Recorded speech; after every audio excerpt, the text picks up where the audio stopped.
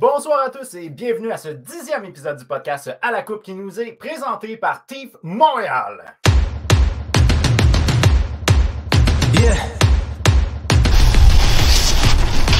I'm ready to rage now.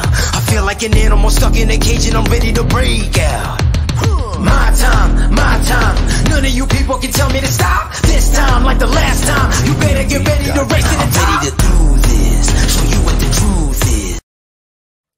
Nice, le beat, nice! All right. Bonsoir à tous et bienvenue à ce 10e épisode du podcast À la Coupe. Bien entendu, aujourd'hui, on a la chance de recevoir avec nous un invité de marque, mais aussi un collaborateur du podcast, Phil de Poète, qui va être avec nous. Phil, est-ce que tu veux faire ton entrée, mon cher ami? Bonjour, bonsoir, bonne nuit! Bonjour, bonsoir, bonne nuit! Mighty Ducks! Yes, sir! C'est de la vieille époque du début des années 90, ça, là. Ben oui, c'est pour le film, là. J'ai mis ça en l'honneur de Mathieu Dash parce qu'il s'est fait faire une offre. Il s'est fait rencontrer. Un entrevue, oui, par les Ducks dans la ligne. Fait que là, aujourd'hui, on va se parler un petit peu, en fait, on va se parler de, bien entendu, l'arrivée de Kent Hughes. Ensuite de ça, bon, quel genre de DG qu'on file. Est-ce que toi, c'était ton choix d'abord, Kent Hughes, ou ça ne l'est pas du tout? Ben, au fil du temps, quand j'ai compris que c'était le favori, non, c'était pas mon choix premier. Mon choix premier, j'aurais aimé mieux que ce soit Mathieu Dash, personnellement. Mais en écoutant les entrevues qu'il a fait, puis en disant c'est quoi son plan, un petit peu quinquennal, on va appeler ça de même, j'adore qu'est-ce qu'il amène. Puis déjà là, on voit une petite transformation du thinking de l'équipe. Fait que, à date, là, j'ai rien à dire à part que je suis très, très satisfait pour l'instant. Puis toi, ton choix à toi, initialement, c'était Mathieu Darche. Pourquoi?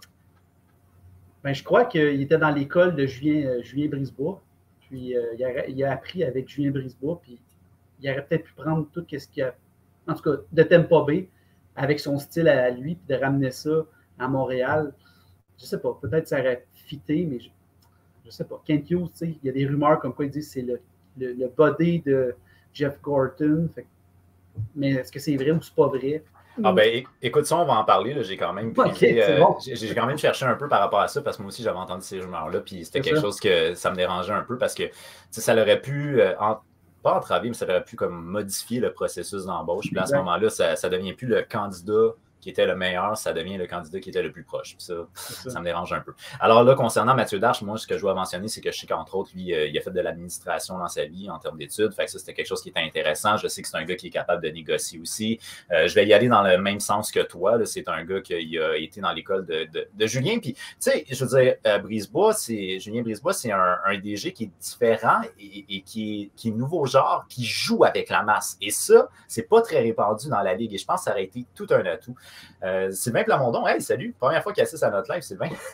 Fait que pour moi, honnêtement, je pense que Mathieu Darche, ça aurait été effectivement un bon choix. Initialement, c'était soit, à mes yeux, à moi, c'était soit Mathieu Darche où j'avais vu peut-être Luongo, mais je n'étais pas sûr si ça l'intéressait ou non.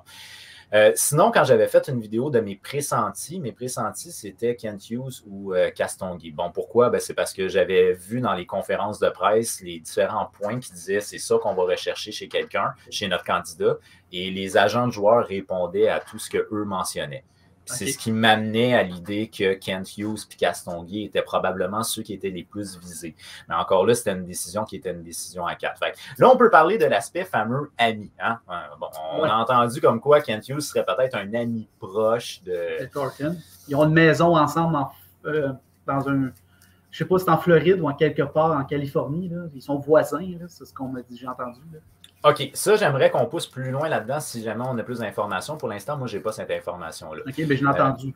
Moi, ce que j'ai vu, en fait, c'est qu'ils vivent dans la même région, au Massachusetts. Donc, ils habitent pas loin de Boston, les deux. OK. Puis, ce que Gorton a dit clairement, c'est qu'on se parle une fois par semaine au téléphone. Fait qu'on parle quand même de... Ben, des amis proches, là, on peut dire. Et voilà. Et voici ce que moi, j'ai observé, parce que Kent Hughes, je ne le connaissais pas énormément. Là. Je savais que c'était un agent, puis c'est à peu près tout. C'est un gars qui était low profile, c'est un gars qui n'était pas nécessairement très, très connu des caméras, tout ça. Fait oui, son agence était connue, mais en soi, qui est l'homme, j'en avais aucune idée. Et là, ce que je découvre, c'est que, ma foi, il y a des amis partout. Ce gars-là a de l'air d'être friendly. Alors là, je sais, entre autres, qu'il est resté ami avec un gars comme Enrico Ciccone, avec qui je pense qu'il avait déjà joué ou quoi de même. Il est resté ami avec son client Vinny Le Cavalier. il est ami avec le DG actuel du Wild, Bill Guérin. Donc, il était ami avec Jeff Gorton. Le gars a l'air d'être juste ami avec beaucoup de gens. Ce qui veut donc dire qu'il a des bonnes relations avec beaucoup de gens. Et ça... Ce que Bergevin n'avait peut-être pas vers la fin. Ben, disons que Bergevin, on sait qu'il y avait des relations peut-être plus privilégiées avec une organisation comme les Hawks. Là. Mais outre ça, je ne sais pas si vraiment ces relations étaient aussi fortes. Et ça peut être intéressant d'avoir un DG qui a des bonnes relations avec les autres DG. Ça peut ouvrir des discussions.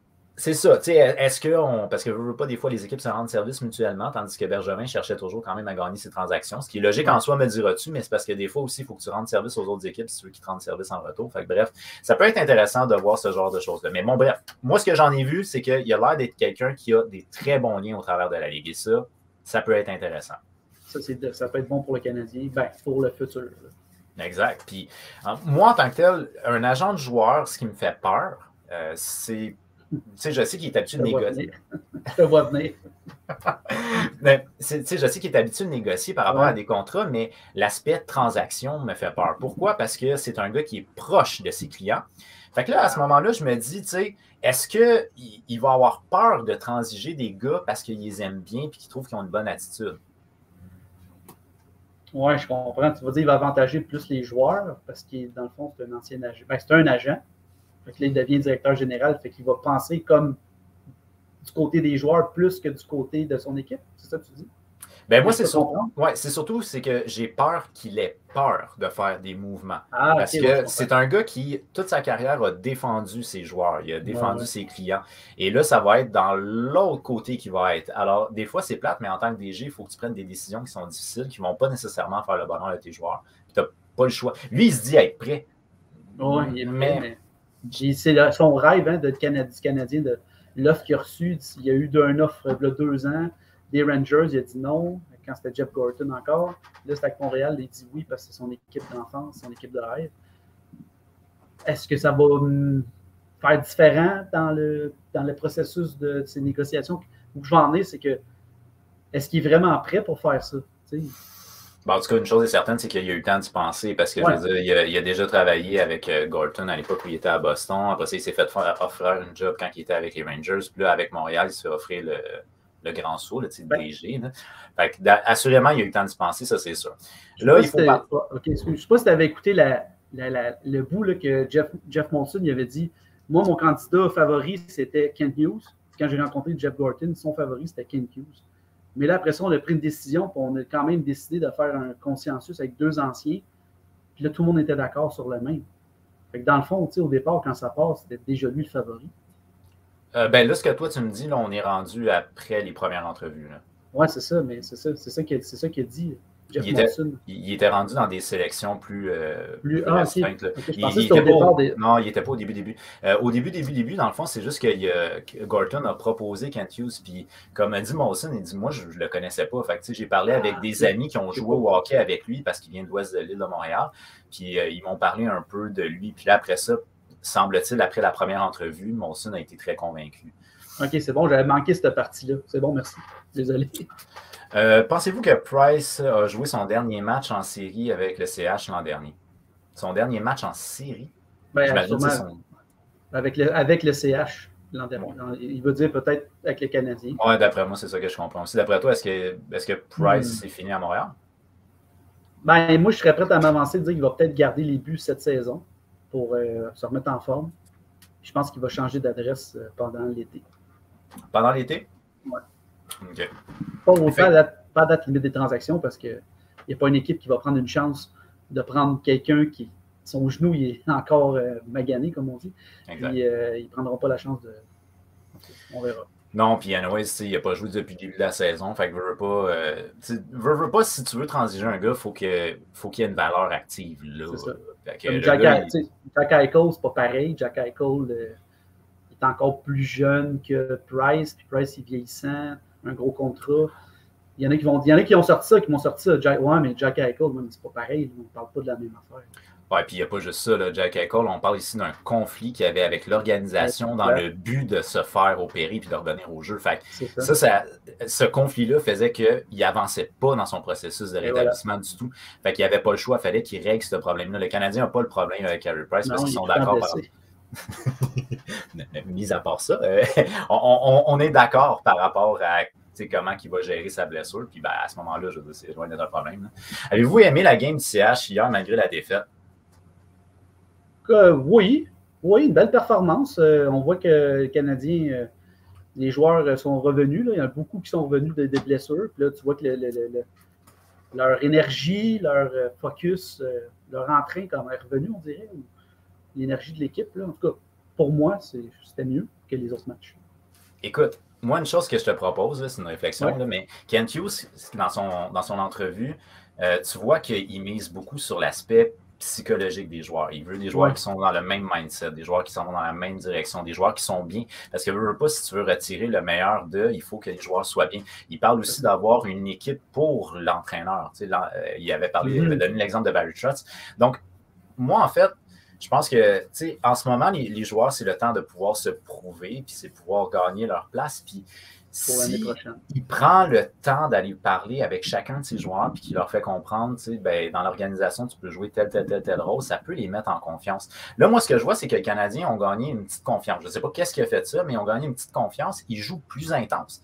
Et c'est le fun parce que Crime, même s'ils perdent, ils se battent. Au moins, ils se donnent, tu sais. Et voilà. Il n'y a plus juste Pezzetta qui est sur la glace et qui fait quelque chose, là, tu sais. Pezzetta qui score avec sa gueule. Il se marque un autre but hier, c'est rendu un franc-tireur.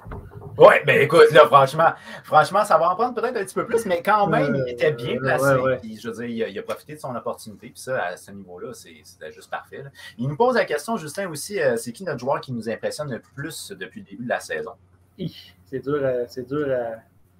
Ah ben moi, écoute, je me lance, j'y vais avec Pezzetta. Vas-y. C'est ça que j'allais dire, je ne vais pas te le voler, là. Ah, ben, OK. Pezzetta aussi, c'est pareil. Vas-y, je te laisse.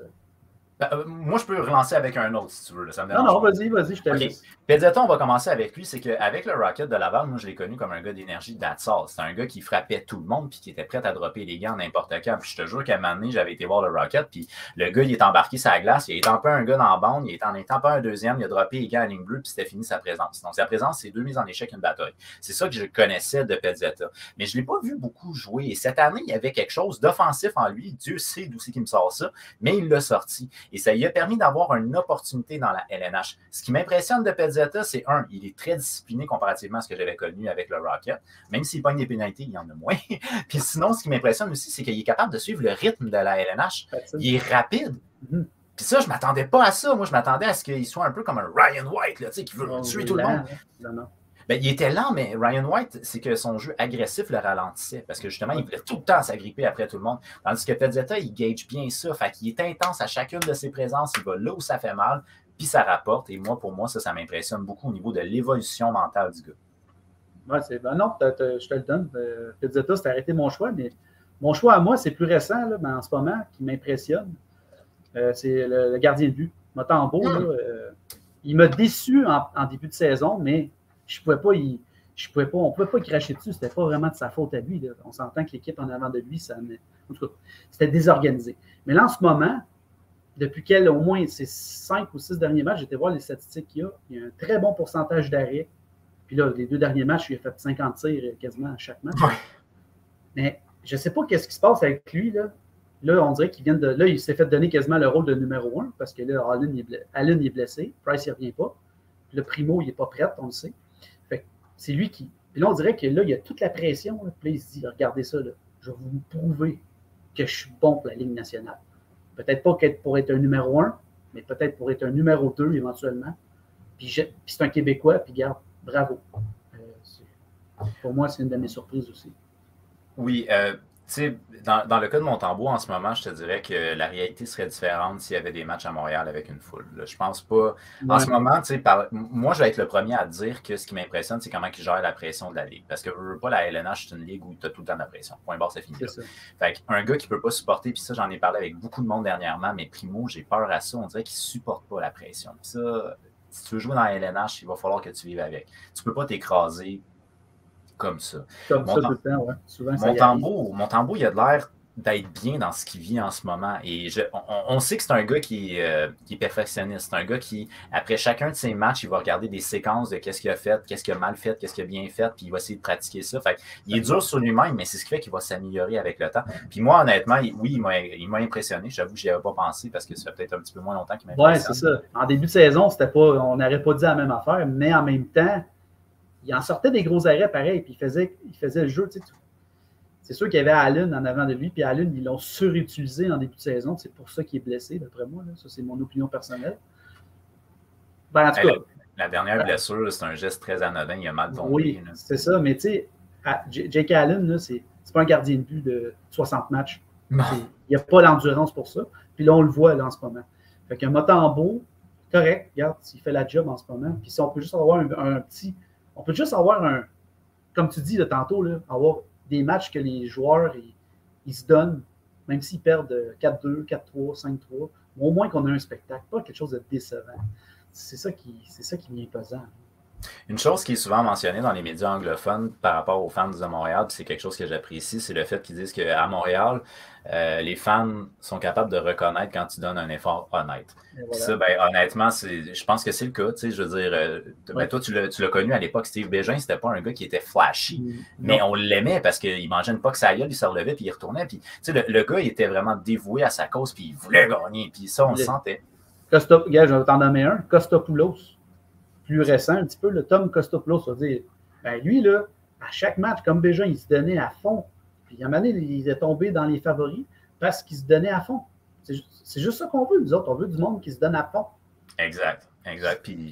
Pezzetta, c'est un autre exemple. Il se donne à fond. Puis, en plus, il marque des buts. Puis là, je veux... OK, deux choses. On va commencer avec Pezzetta. Pezzetta, là, je t'avoue qu'on m'insulte quand on me dit qu'il n'est pas de niveau LNH. Je commence à être tanné de l'entendre. Comme j'ai expliqué récemment à du monde, c'est que pour jouer à LNH, tu as besoin de deux choses, c'est-à-dire de suivre le tempo parce que c'est une ligue qui est excessivement rapide. Si tu es capable de suivre le tempo et d'apporter quelque chose de positif à ton équipe, tu as une place. Le gars, non seulement il a une présence physique, il se place là où ça fait mal, mais il a un vibe. Ce gars-là, je ne sais pas si tu t'en souviens, mais l'année passée, ou il y a 2 ans, quand il y a eu le party d'Halloween du Rocket, Kaden Primo s'était déguisé. OK, ben Kaden Primo s'était déguisé avec le mallet. Fait que c'est juste pour te donner une idée que le gars, il est apprécié dans le vestiaire, puis il se présente avec le sourire, il est tout content, il joue à LNH, puis ça, c'est quelque chose qui est priceless. Fait que c'est bon au niveau de tes relations entre tes joueurs, puis cette unité-là se ressent. Je sais pas si tu as remarqué, mais quand il joue avec Ryan Poehling, les deux gars, ça marche. Fait que ça marche, ben oui, pour moi, il apporte quelque chose de très positif, le John. Là, tu viens d'apporter un autre candidat qu'on aurait pu parler tantôt, Poehling aussi, là, il impressionne. Sans être le meilleur joueur de l'équipe, il impressionne. Juste un petite parenthèse, Poehling, on va dire que Poehling est en progression en ce moment. Puis qu'elle s'est fait grâce à Pezzetta aussi. Francis Noël nous dit, moi, j'aurais pris Denis comme directeur général. Marc Denis? Oui, Marc Denis, écoute, c'est assurément l'analyste que moi je préfère. J'adore, c'est con à dire, mais j'adore sa façon de parler parce qu'il exprime bien tout ce qu'il veut illustrer. Tu vois qu'il connaît très bien son... Mais il n'y a pas vraiment une expérience au niveau de la gestion d'une équipe. Et c'est ça que moi, j'aimais peut-être. Le gars, il est intelligent, il va apprendre, je suis 100% d'accord.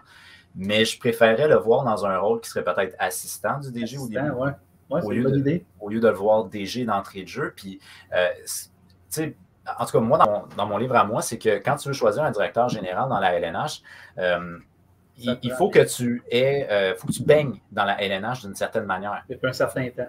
C'est ça. C'est un exemple avec Patrick Roy, c'est que ça fait longtemps qu'il n'a pas été dans la LNH. Fait que, tu sais, la réalité quand il était coach n'est pas la même qu'aujourd'hui. Puis moi, je me dis, là, je t'ai donné l'exemple tantôt de Julien Brisebois, c'est que lui, il s'amuse avec la masse salariale parce que, je sais pas, man, il est brain puis il joue avec les chiffres. Il était dans notre cours. Il était dans notre cours, Julien Brisebois. On l'avait. Non, Odine. Non. Fallait juste que je la rajoute. Je suis d'accord avec toi, mais en même temps, je veux dire, on lui a donné la possibilité de pouvoir rentrer dans cet aspect-là du hockey parce qu'il était déjà auprès de la LNH, là, mais dans l'aspect peut-être plus gestion d'équipe. On lui a donné cette opportunité-là, puis il y a eu une opportunité meilleure ailleurs. Si Mathieu Darche a une chance, comme DG à Anaheim, je vais être le premier à être content. Oui, je vais être le premier à être content pour lui, tant mieux. Je veux dire, s'il peut avoir son équipe à lui, même si on avait eu la chance de l'avoir, je serais super content pour lui. Puis il va pouvoir faire ses preuves ailleurs, j'en suis convaincu. Mais pour moi, je reviens sur Mathieu Darche, juste une petite parenthèse. Il savait c'est quoi la culture de Montréal. Ah, tout à fait. Ça, c'est un avantage qu'il y a versus Ken Hughes. Ken Hughes, c'est un Montréalais, mais il vit aux États-Unis depuis des années. Je ne sais pas qu'il ne connaît pas Montréal et qu'il ne connaît pas le Canadien. Mais Mathieu Darche connaît le Canadien. Il a été dans les girons du Canadien. Il sait comment ça fonctionne. Il y avait peut-être un avantage à ce niveau-là. Mais tu as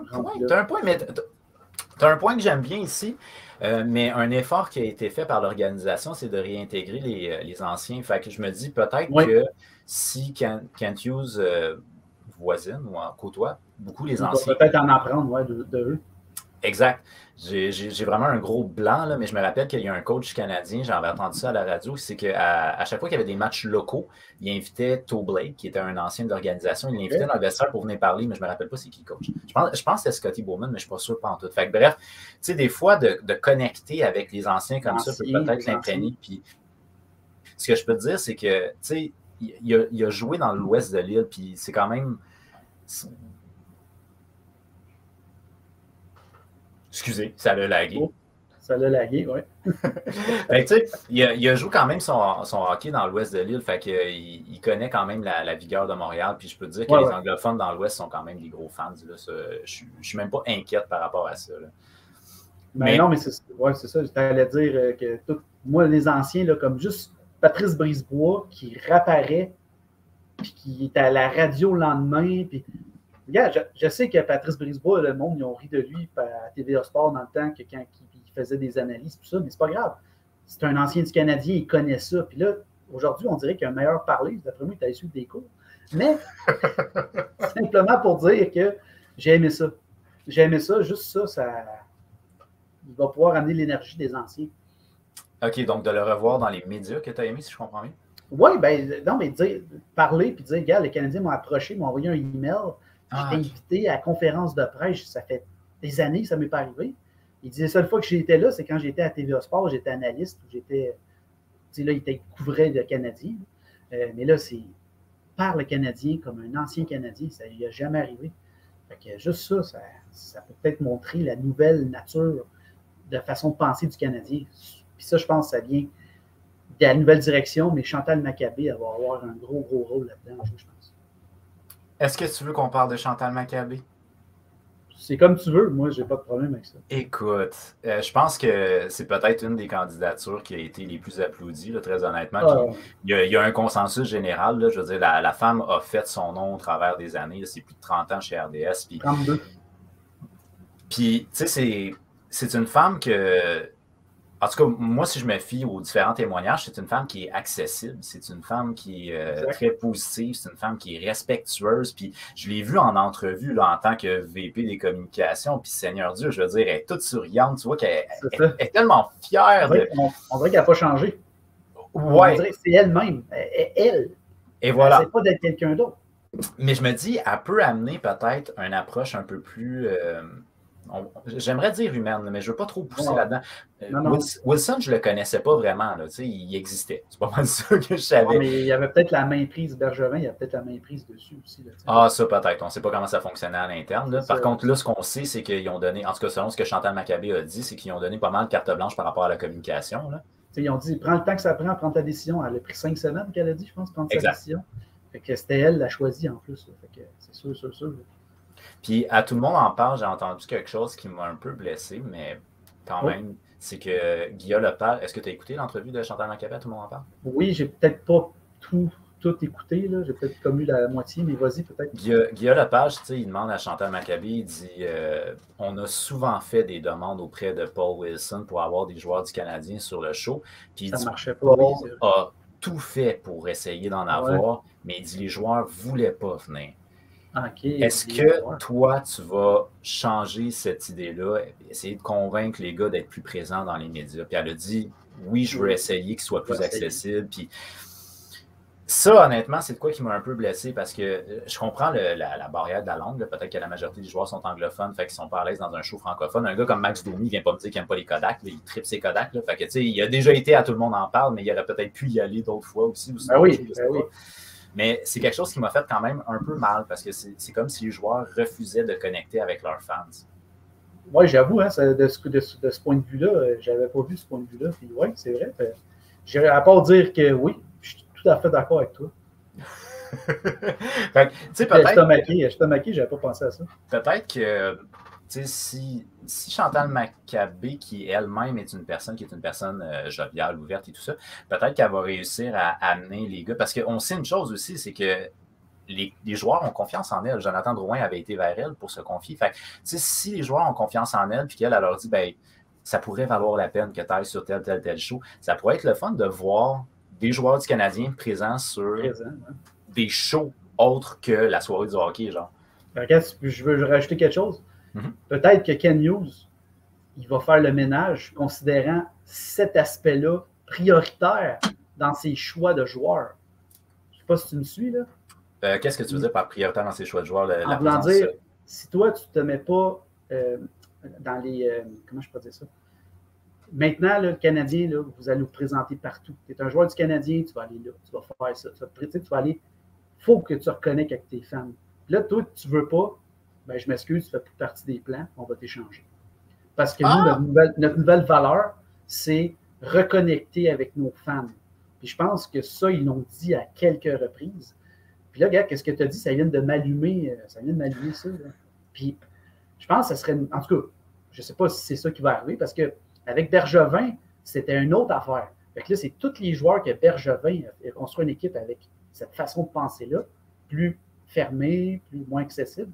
Peut-être qu'il y en a là, qui se sont pris au piège là-dedans en ce moment, là, dans l'équipe. Moi, je t'avoue, puis tu l'as connu l'époque de Bob Gainey. Là. Bob Gainey, c'était fermé en tabarouette. Là. Bob Gainey, c'était une prison.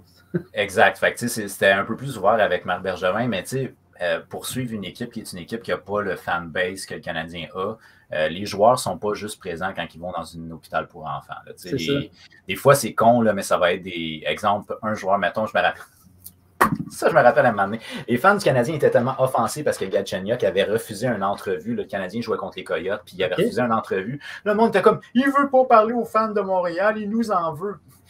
Il avait prévu une visite c'est comme une espèce de centre pour les enfants qui sont orphelins, puis il allait porter genre des jouets puis des toutous, Chris. Mais c'était une initiative que lui avait pris de faire. Puis il y a beaucoup de joueurs comme ça qui vont prendre des initiatives ici et là. Puis on dirait que dans d'autres équipes, c'est bien vu, ça se fait. Mais chez le Canadien, c'est pas mal juste Sainte-Justine puis genre la collecte de sang. Gars, je vais te nommer un joueur qui, d'après moi, qui est sorti de Montréal à cause de ça, qui est Métro Kovac, puis qui est Souben. OK. Non, mais lui dans ce style-là, de connecter avec les gens, oui, il est un peu fendant. On le sait qu'il est fendant, qu'il aime ça se montrer, mais c'est un gars, ça a l'air qu'il est approchable. Tu peux l'approcher, tu peux lui parler, puis il va te parler. Ça a l'air que Piqué Souben, il ne se prend pas pour un autre. Là. Lui, là, c'est un humain comme un autre. Puis je pense qu'il ne fitait peut-être pas dans le thinking de dire on va tout garder ça à l'interne. Puis ils ont peut-être dit. Mais quand tu dis que Piqué Souban, il connectait avec les fans, il connectait peut-être aussi un peu trop avec les fans. Et ça, c'est peut-être problématique. Disons que Piqué Souban, c'est un homme. Tu n'as aucun doute sur son orientation sexuelle. Il était très présent dans le nightlife de Montréal. Fait que c'était peut-être pas nécessairement la meilleure des places pour lui. Parce que je veux pas, quand tu joues à Montréal, tu es déjà placé sur un piédestal en tant que joueur du Canadien de Montréal. Fait que c'était peut-être pas le mix parfait pour lui. Mais par contre, en termes de personnalité... Il était bien dans le giron du Canadien. Il a connu ses meilleures années. Exact. Puis je veux dire, les fans l'aimaient. Il n'y a aucun doute à avoir là-dessus avec l'ovation qu'il y a eu quand il est revenu. Hein. Le CH est l'une des équipes la moins présente sur TikTok. Exemple, je suis abonné à toute leur équipe et c'est ce que je constate. Sylvain, voici ce que je te propose. Dépose mon CV. Moi, être présent pour eux autres. Moi, ça me dérange moi aussi. Ensemble, on va faire le team. Avec le team. Puis Francis Noël Pro, il va être le côté plus... Ouais. Francis, je ne sais pas. Mais il y a des contacts. Il y a des contacts. Ce que moi, je n'ai pas, par contre. Là. Mais à un moment donné, moi, j'avais essayé de communiquer parce que je trouvais... tu sais, les Lions sont un peu présents sur TikTok. Ouais, le Rocket, pas tant. Moi, je ne les vois pas. Non, ils en ont. Là. Je suis abonné. OK. Puis, est-ce qu'ils sont bien actifs? Non, pas tant que ça. Parce que moi, je serais down d'aller travailler pour une de ces équipes-là. Oui, écoute, voyons donc. Si tu veux faire une présence sur les réseaux sociaux, moi, ça va me faire plaisir de pouvoir participer à ça. Parce qu'effectivement, il y a des équipes, là, je pense entre autres, les Devils de New Jersey, leur mascotte est dessus. Ils font des shows, ils font des lives d'avant-match, les Devils de New Jersey sur TikTok. Je trouve ça vraiment super. Les Devils, c'est l'équipe la plus, on dirait que le fanbase la moins grande dans la Ligue nationale, puis c'est les autres qui sont plus actifs sur TikTok. Oui, mais ça, on ne se le cachera pas. Hein. Les équipes qui sont peut-être moins fanbase, ils sont plus créatives. Si tu suis sur Twitter les Hurricanes de la Caroline, ils sont assez divertissants. Là. Oui. Regarde leur célébration de match et tout. Là, moi, j'ai... Ouais. Mais sur Twitter, je ne sais pas si tu te souviens, il faisait souvent des clins d'œil à d'autres équipes. Puis, je veux dire, l'équipe l'équipe-communication de ces équipes-là est beaucoup plus créative que les autres parce que les autres, il faut qu'ils restent très polis et courtois. Puis bon, ils font attention à tout ce qu'ils font. Là. Mais tu sais, une équipe justement comme les Hurricanes sont très présents. Puis ça, c'est super intéressant. Les Devils sont très présents. C'est intéressant. Les Ducks sont quand même pas peu présents aussi. Les Hawks, moi, je suis les Hawks. Puis les Hawks, ils font souvent des entrevues. Pas des entrevues, mais genre, c'était quoi ton film préféré de Noël? Des choses comme ça. C'est des choses anodines, mais crime, ils sont présents. Les Blues de Saint-Louis, ça, j'aime ça. À l'écran géant, là, ils mettent quelqu'un qui filme. Ah oui, j'ai vu ça. Le sosie de Tom Hanks, le sosie de... ça, c'est crampant. Je regarde ça, puis je suis crampé. Je devrais faire ça à Montréal, ça serait drôle. Ben là, on peut pas. Là. Ouais, ben...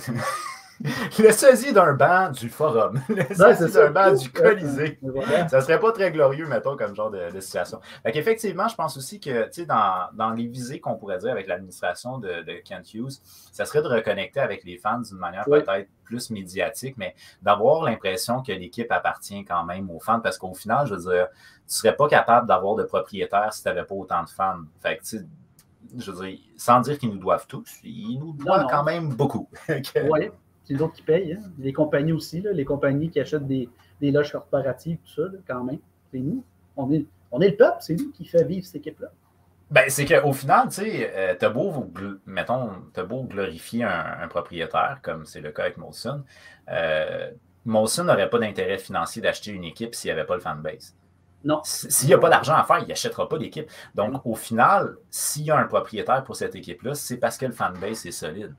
Et voilà. Donc, les sports, le divertissement dépend des fans. Et c'est la raison pour laquelle...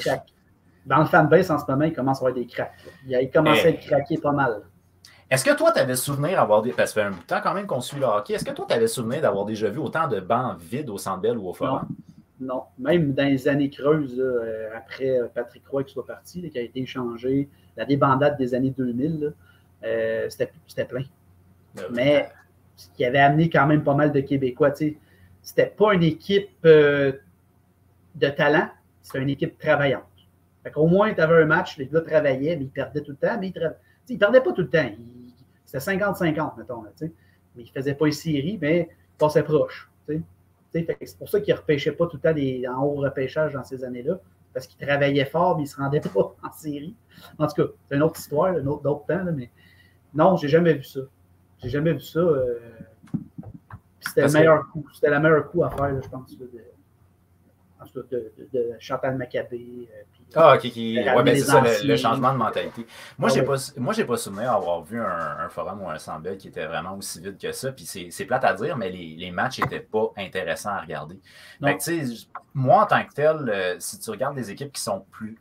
On va prendre l'exemple. On va prendre les Sabres de Buffalo, on va prendre les Coyotes. Les Coyotes n'ont pas autant de talent dans leur équipe que les Sabres avaient. Puis pourtant, ben là, c'est sûr que Jake Eichel n'est plus là. Mais en tout cas, il y avait beaucoup de talent dans cette équipe-là.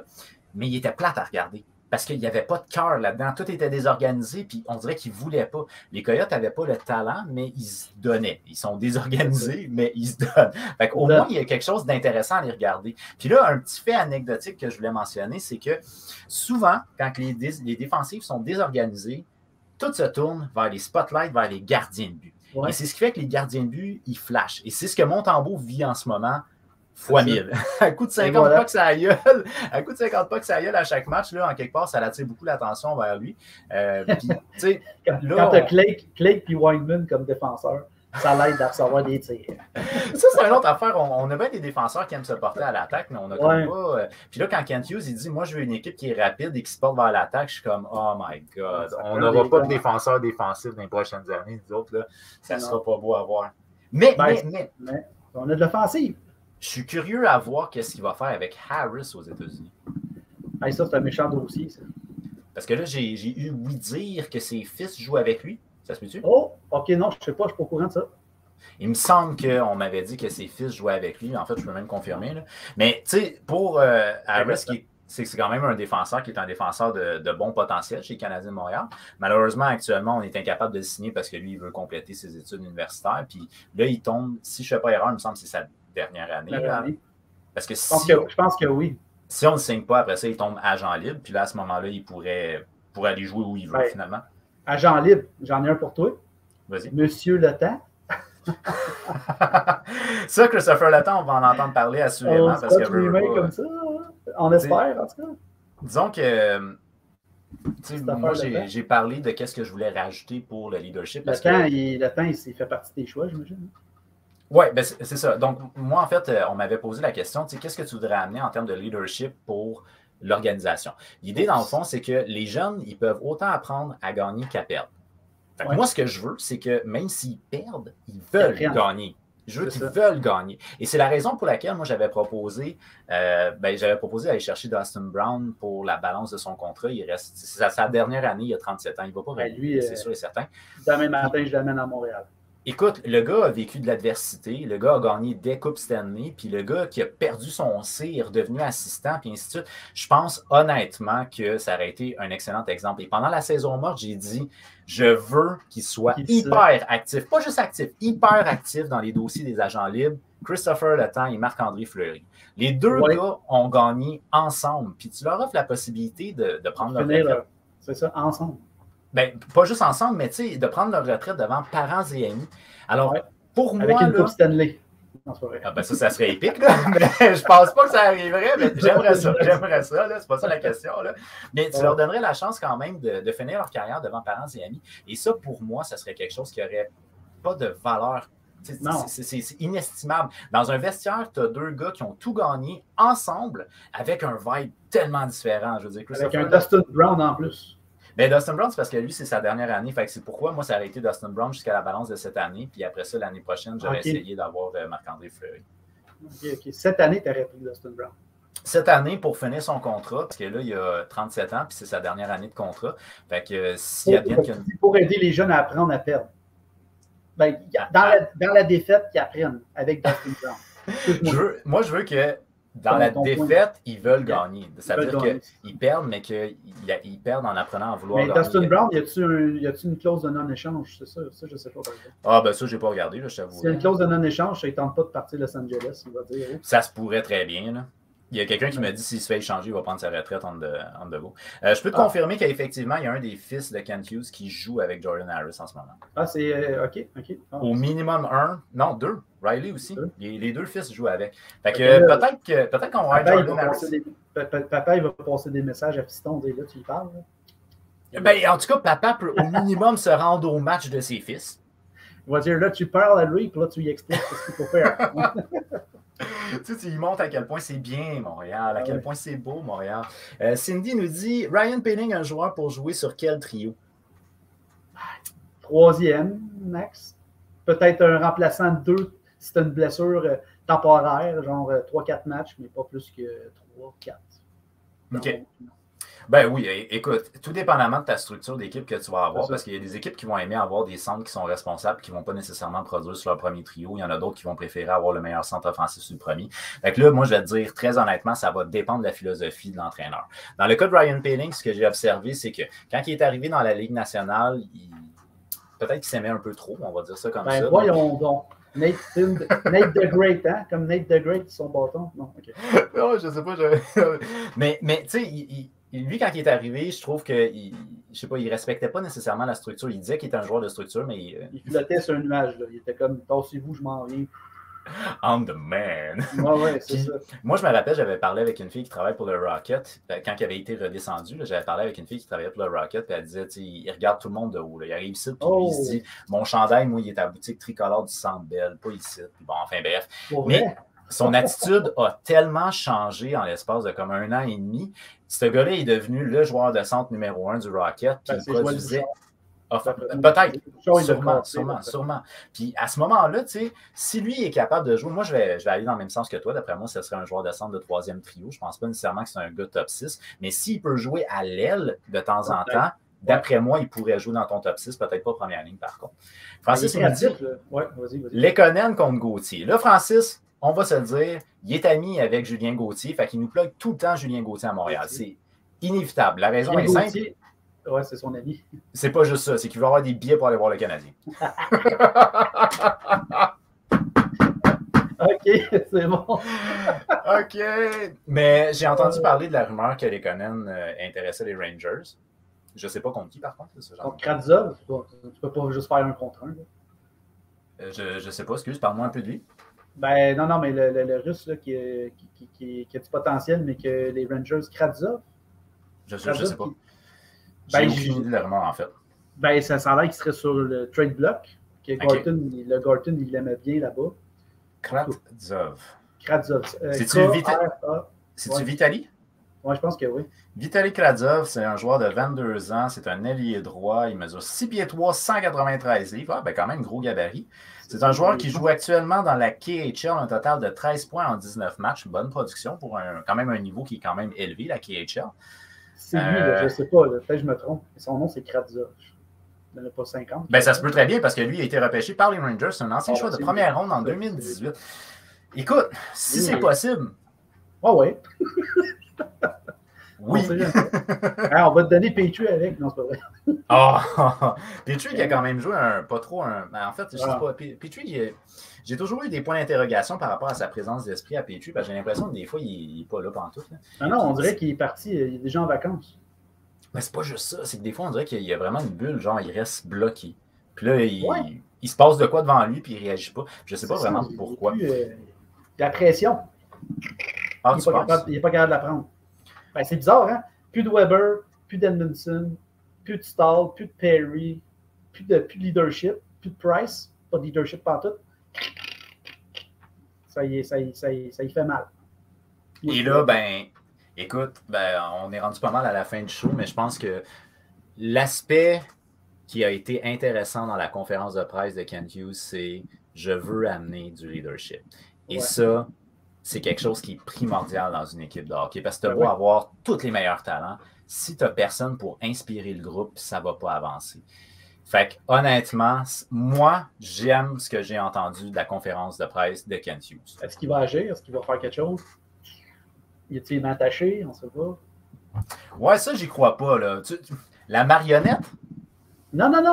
Okay. Il va arriver, il va dire j'ai essayé d'échanger. Je vais essayer d'échanger Gallagher. Mettons, il n'y a pas trop de valeur. C'est sûr qu'il va être perdant là-dedans. Il va essayer d'échanger Petrie. Y a-t-il de la valeur, Petrie? Oui, il y en a encore, mais pas autant à cause qu'il y a une mauvaise saison. Price, il va être capable de l'échanger. Pour aller chercher du leadership, je parle. Mettons, un gars, mettons, qui est problématique, pas problématique, mais un problème contre un problème, des fois. Je dis ça de même, sinon agent libre cet été. Si on y va dans un processus de communication organisationnelle, sans prendre en considération que c'est sportif, là, des fois, c'est juste des rencontres avec les joueurs. Des rencontres avec les joueurs, là, tu vas leur parler puis tu vas leur dire exactement ce que tu attends de ce joueur-là. Toi, là, garde, écoute, d'après moi, tu es un joueur qui a ta place ici. Et là, le joueur, son attitude change complètement puis il devient un leader. Fait que tu n'as peut-être pas nécessairement besoin d'aller vers le marché des transactions pour aller chercher du leadership. Ça se peut que ça vienne de l'intérieur par des gars qui vont être juste sécurisés ou qui vont avoir l'impression qu'ils ont beaucoup d'importance dans l'équipe. Parce qu'en ce moment, j'ai l'impression que les gars, ils savent comme pas trop ce qui va se passer. Puis... Comment? Ils ne savent pas qui se fier. Non, puis il y a comme trop de monde qui essaye de prendre le lead, puis après ça, il n'y a comme plus personne qui essaye de prendre le lead. Il y a la COVID, il y a les blessures, exact. Il n'y a pas de DG, ils ne savent pas où ils s'en vont, comme tu dis. C'est comme, qu'est-ce qui se passe? On s'en va où? Un trou noir. On s'en va direct dans un trou de l'espace. Ben oui, mais c'est vrai. On avait Cindy qui nous demandait si on repêche Shane Wright, tu voudrais le mettre où? Ben là, on parle du premier trio à la place de Suzuki. Moi, Shane Wright, premièrement, je l'essayerai au camp d'entraînement, puis je verrai qu'est-ce qu'il me donnerait. Par la suite, je prendrai une décision, mais rendu là, pas trop vite. Pas trop vite, à moins que c'est un exceptionnel à la Sidney Crosby ou à la Ovechkin ou Connor McDavid, là, mais rendu là. Parce que si je fais pas erreur, il me semble qu'il y avait le statut de joueur exceptionnel, lui, au niveau du junior majeur. Et Connor Bedard aussi, là, qui est un futur joueur exceptionnel. Mais ça va être pas ce repêchage-là d'après. Là. Mais dans le cas de Shane Wright, écoute, moi, ce que j'ai entendu, Cindy, c'est que Shane Wright serait un joueur qui serait un joueur, je pense qu'il appelle ça mental ou en tout cas brain, c'est-à-dire que c'est un joueur qui est intelligent. Donc, c'est un joueur que, à mon sens, ressemble un peu dans son style de jeu à Suzuki. Ce qui fait donc qu'à partir de ce moment-là, Suzuki a plus d'expérience que lui. Je ne peux pas voir Shane Wright au-dessus de Suzuki. Pour moi, c'est ça. Pour moi, ça n'aurait pas de sens. Et je vais faire comme Phil, c'est-à-dire que je ne vais pas le placer sur une ligne d'entrée de jeu. Je vais voir que ça va donner au camp d'entraînement. Si ça ne marche pas, on va l'envoyer junior. Il a joué 2 matchs au championnat du monde junior, puis c'était bof. Fait que... il est jeune encore. Ben oui, il est jeune. Si bol. Bédard, il est encore plus jeune, il en score 4 dans une game. Ça dépend. Ça dépend il peut être mature. Il est jeune, mais il est mature. Ah, ben il y a de l'air kids, mais il s'amuse, Bédard. Et ça, c'est quelque chose que j'adore. La pression, des fois, hein, la pression, c'est une chose que les gens ne peuvent pas prendre. Il y a des gens qui sont capables d'en prendre, il y en a qui ne sont pas capables d'en prendre. Puis quand tu n'es pas capable d'en prendre, tu ne suives pas la marchandise. Ah, tout à fait. Tu as raison là-dessus. Fait que notre show, mon chum, est pas mal rendu à son terme parce qu'on est rendu à plus que 45 minutes. On est au bout du fil. Bon, sur ce message de Phil qui est au bout du fil. Hey Phil, un très très gros merci. Avant que tu partes, là, je tiens, je t'annonce à toi, mais je veux annoncer à tout le monde aussi que la semaine prochaine, soit mercredi, je ne me souviens plus, je pense que ça tombe le 26 si je ne me trompe pas. Oh, on est dans l'agenda. Donc, mercredi prochain, le 26. Phil, tu vas être de retour sur le show? Ben oui. On va s'arranger. On va avoir la chance de jaser avec notre ami Patate85 et pour la toute première fois sur le show, le très controversé Francis Noël. J'ai hâte de voir ça. Gros chef. Et là, on a appris dans son TikTok que Francis, tes proses le font durcir. Oh, ouais, c'est ce qu'on m'a dit. Alors, si tu dégaines un poème, ça risque de pas être beau. OK. Après, je vais y relire son poème que j'ai écrit pour lui. Ah, c'est vrai, tu avais écrit un poème, je me rappelle de ça. Ah ouais, pour lui, ouais. All right, ben écoute, on se redonne rendez-vous la semaine prochaine. Merci beaucoup, Phil, d'avoir été là. C'est toujours un plaisir de te parler. Ça me fait plaisir à toi. Bonjour, bonsoir, bonne nuit. Yeah! Yeah! Et pour vous à la maison, je vous dis un très très gros merci d'avoir été présent. Bien entendu, n'oubliez pas que si jamais vous n'avez pas eu la chance de le regarder en live, vous allez pouvoir voir le show probablement dans 2 jours là, sur Spotify et YouTube. Vous pouvez nous suivre, bien entendu, sur Spotify et YouTube. À la coupe, partout! Un très gros merci d'avoir été présent et on se revoit la semaine prochaine. D'ici là, prenez soin de vous. Peace out!